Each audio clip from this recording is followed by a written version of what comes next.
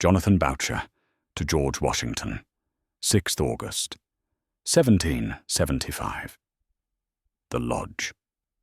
Dear Sir, I thought it far from the least pleasing circumstance, attending my removal hither, that it placed me in your immediate neighbourhood.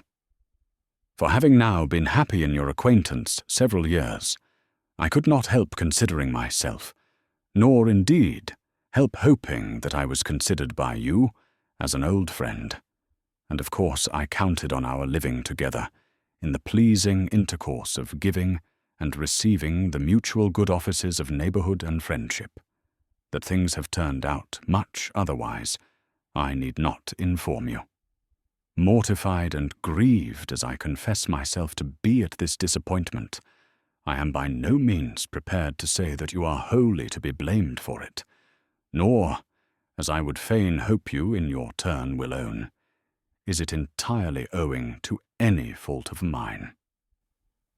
I can easily suppose, at least, that we neither of us think ourselves to blame, and yet I cannot help thinking that had I been in your place, I should, in this as well as in other things, have taken a different part from that which you have chosen.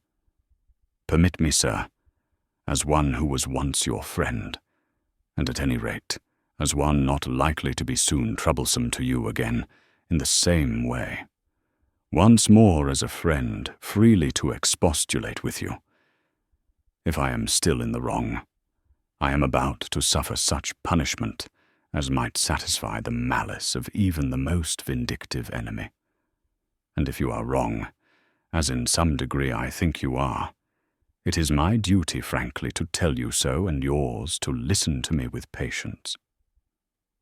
On the great points so long and so fruitlessly debated between us, it is not my design now again to solicit your attention. We have now each of us taken and avowed our side, and with such ardour as becomes men who feel themselves to be in earnest in their convictions. That we should both be in the right is impossible, but that we both think we are, we must in common candour allow.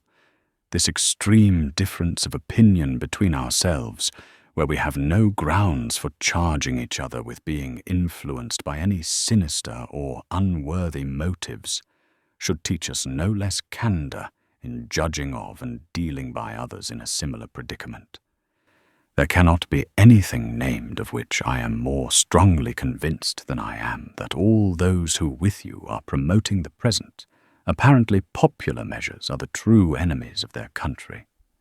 This persuasion, however, will by no means justify me, should I be so weak and wicked as to molest them, while they do not molest me.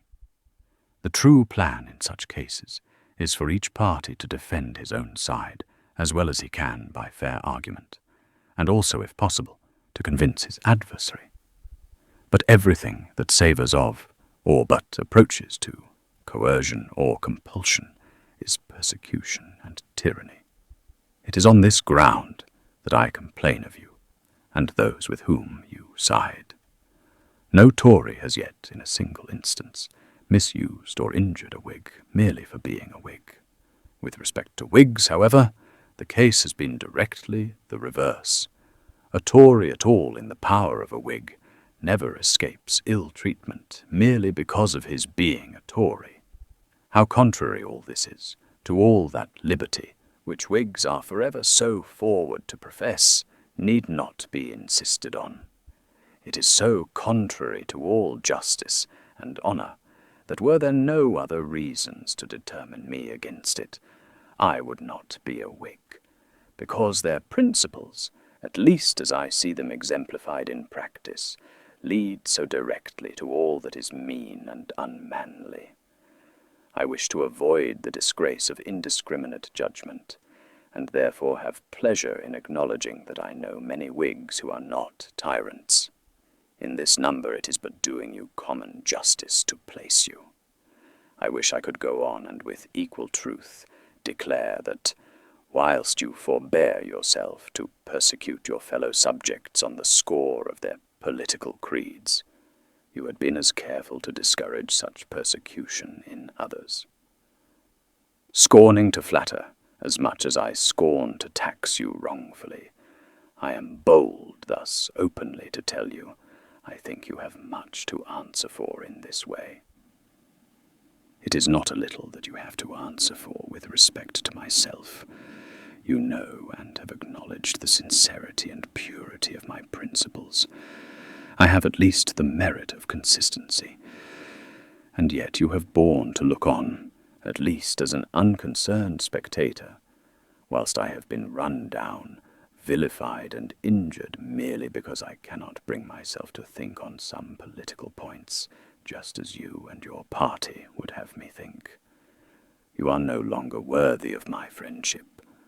With your cause I renounce you, and now for the last time subscribe myself, sir, your humble servant, Jonathan Boucher.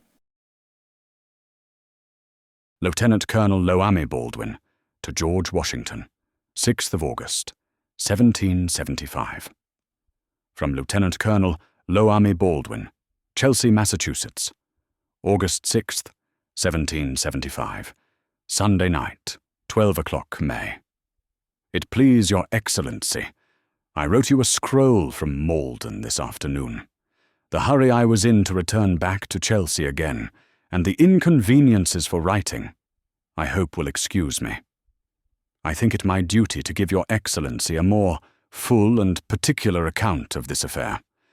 Between 4 and 5 o'clock, I heard the report of cannon from the floating batteries, and soon found they were upon the move.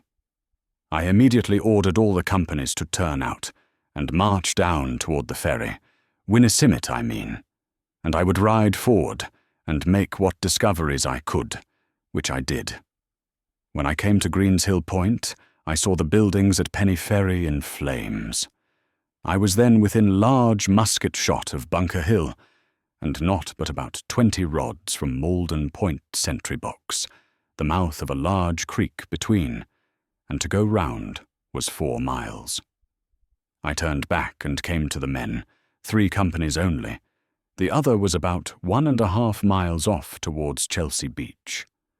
I ordered a detachment of an officer and 20 men to join the main guard, then at the ferry ways, and go immediately up to the top of Green's Hill, and watch the motions of the enemy, and if they should attempt to land, to salute them with powder and ball in the most vigorous manner.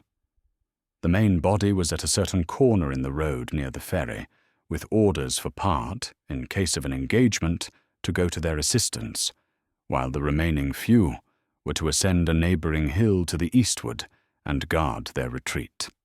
These orders being given with all possible dispatch, I proceeded to Malden as quick as possible, and found that Captain Lindsay was gone home and his company dispersed, all but a few with the lieutenant, who was down at the house that was burnt. I went to him and inquired into the matter, who informed me that the captain was gone home, and near 1/2 the company was fled, and where they were gone he could not tell. I ordered him to rally his company and guard his post, which he seemed willing and ready to perform as far as lay in his power. The floating batteries and boats were by this time got over to the enemy's shore, and a considerable number of men paraded on the bank and beach near the boats. I was anxious to return to Chelsea, and had an opportunity to write, which I did by Mr. Chamberlain, who was able to give some more full account than what I wrote in so great a hurry.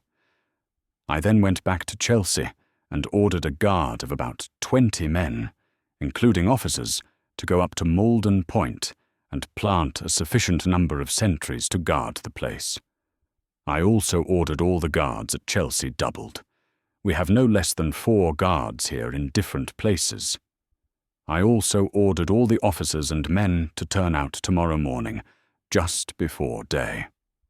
I hope to be one with them. I came up from the ferry about 10 o'clock this evening, and was informed there that the large flat-bottomed boat and barge that went full of men with the floating batteries to burn the house was returned to Boston on the ships just in the grey of the evening. I have just received Your Excellency's letter of this evening, which mentions 50 regulars landing. I cannot tell the number, nor certainly how the houses were fired, as some people say they saw them landed, others say they did not land, but saw the corvette set them on fire. But it is my opinion at present that they landed and set them on fire. Your Excellency desires me to make a strict inquiry into the conduct of that company, which I was determined to do tomorrow and shall report. If Your Excellency should have occasion to proceed with any of that company, I would humbly beg you would not style them such or such a one in Colonel Gerrish's regiment, as I think they never properly belonged to said regiment, and were returned only as doing duty in said regiment. Hoping soon to give Your Excellency a more full account, I remain Your Excellency's most humble and obedient servant, Lommie Baldwin, Lieutenant Colonel. Major General Philip Schuyler to George Washington, 6th August, 1775, Ticonderoga, New York. I thank you, my dear General, for your very kind and polite letter of the 28th of last month, which I just had the honor to receive. Immediately on my arrival here, I issued such orders respecting the provisions and stores, which I found had been most scandalously embezzled or misapplied, as I hoped would effectually have brought matters into a right train. But it is the misfortune of the people here that they do not know how to obey, although they should be willing. I have therefore directed the Deputy Commissary General to send up a person, whom I named and knew to be equal to the business, to examine the commissaries at the several posts on the communication, and to give them such directions as will, I hope, introduce regularity in future. Mr. John N. Bleecker is now employed in that essential business.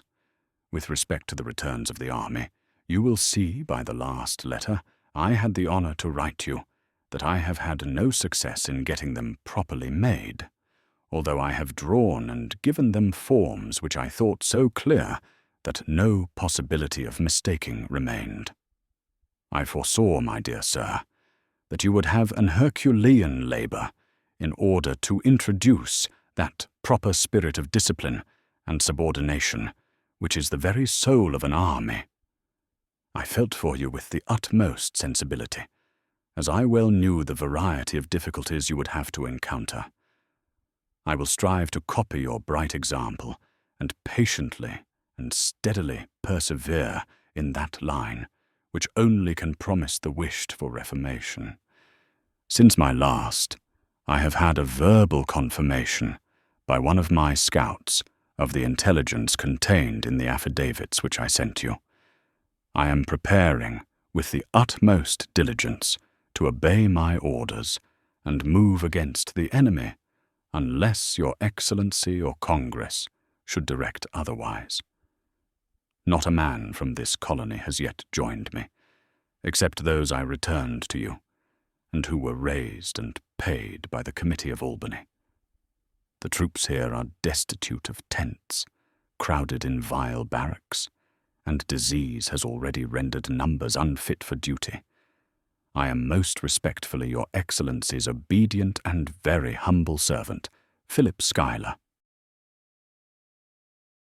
George Washington to James Warren, 6th August, 1775.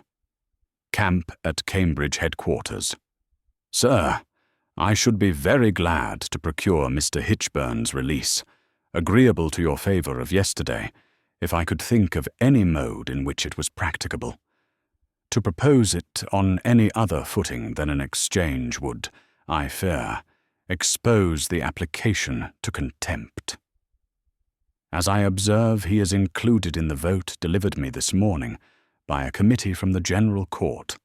I apprehend it had best be left on that footing, and is the most likely to be successful. It is very surprising, if the letters intercepted are of consequence, that those gentlemen should act so imprudent a part.